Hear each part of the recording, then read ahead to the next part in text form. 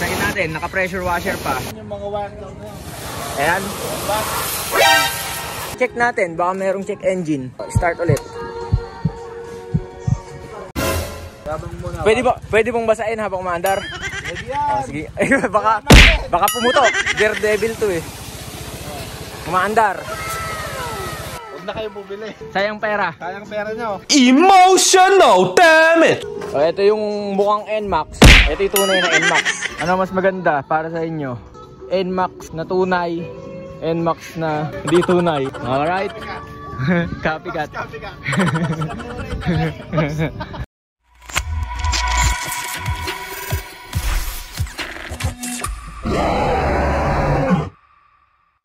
Alright, ayan. Nanggaling kami ng Baler. Almost 300 kilometers din from Nueva Ecija. Alamin natin kung totoo nga na pagka nabasa yung sa mga wirings na to, hindi na andar. So eto, nagkaka-carwash kami ngayon. Shoutout. Gang. Ayan, oo. Basahin natin, naka-pressure washer pa. Kasi daw ba? Ito ba? Yung mga wire ba ito? Teka lang, patay mo muna yung para marinig ka. Ano yung pagka nabasa daw hindi na andar? Yung mga wire down na yun. Ayan. Ayun o. O sige, basahin mo lahat. O kabila naman, dun naman. Sa kabila. O pressure washer pa yan ha.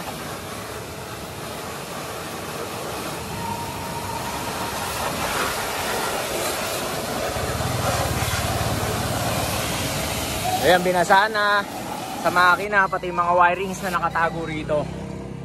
And tignan natin kung aandar pa. Kasi prone daw yun sa hindi na andar, hindi na umandar pagka nabasa yan. Testingin natin. Teka lang, confident ka ba na andar? Andar yan, lagi yan eh. Lagi. Oh, ayun oh. One click. Maandar. Naka-center stand ba? Naka-center stand. Oh. Working properly. Binasa namin yung part na to, nakita nyo naman, pressure washer pa ginamit. Yun yung issue. Oh. Yan yung mga nakikita kong issue nung hindi pa ako kumukuha. Kaya hindi naman ako natakot, sinubukan ko para matest din yung motor ko kung talagang masira man, madali lang palitan. Huwag kayong makikinig dito, mayaman kasi itong tropa namin na to. Mayabang po tayo, mayabang. Di baling maraming utang, basta mayabang. Di baling gumastos, basta maging mayabang. Oh, ito, balik tayo dito. Yabang muna. Pwede bang basahin habang umaandar? Pwede yan. Oh, sige. baka pumutok. Oh, testingin natin at Daredevil to eh. Umaandar.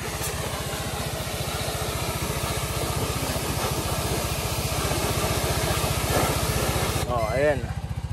Maandar pa rin siya.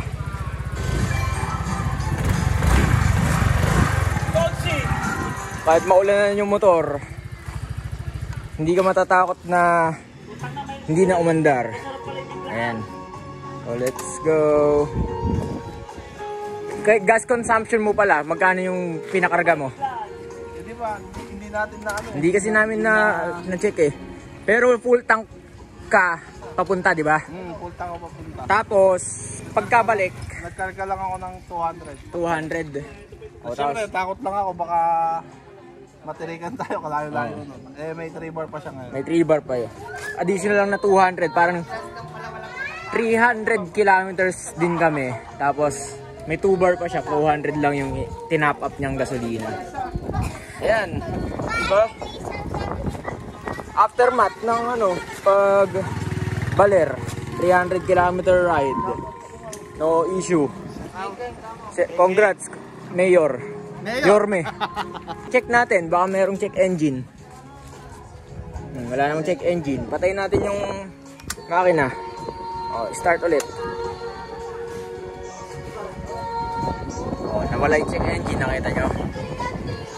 Ibig sabihin, kahit basain mo yung wirings, tried and tested, hindi siya masisira. Wala siyang isyong ganun.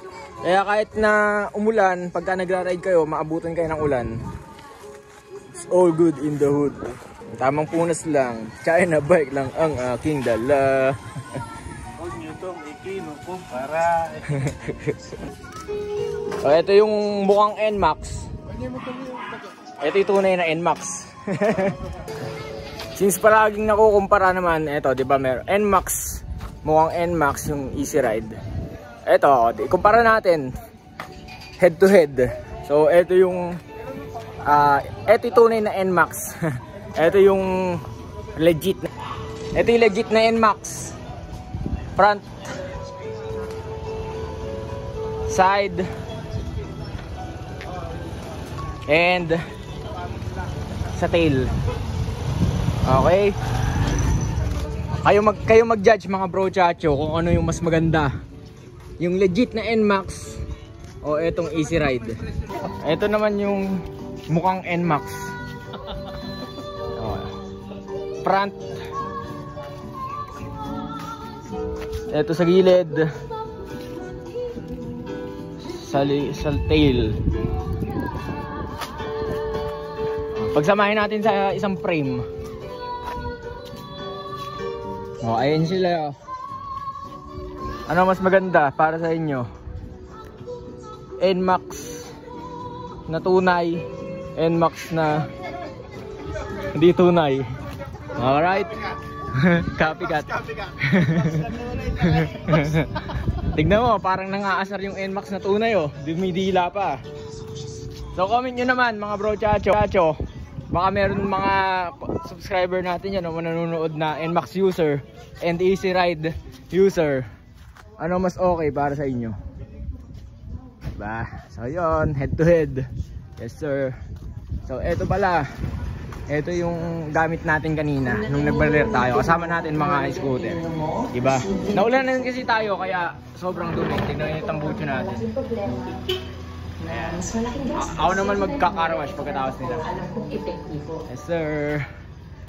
Oh, ano masasabi mo sa mga nagsasabi ng issue? Marami daw issue, wag bibili ng Easy Ride. Huwag na kayo bumili. Oo, wag na kayong bumili, maraming issue. Tatakot kayo. Sayang pera. Sayang pera nyo. Hindi, pero ito, siya yung owner ng Easy Ride. Tuwang-tuwa siya yun, nakapagbaler, walang problema.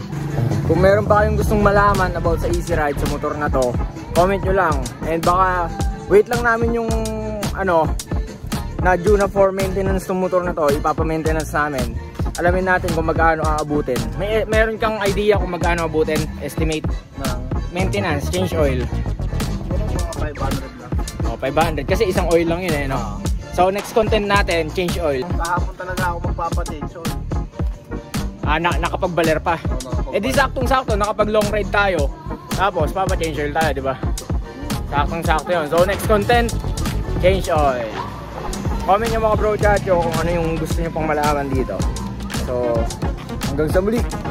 Paalam.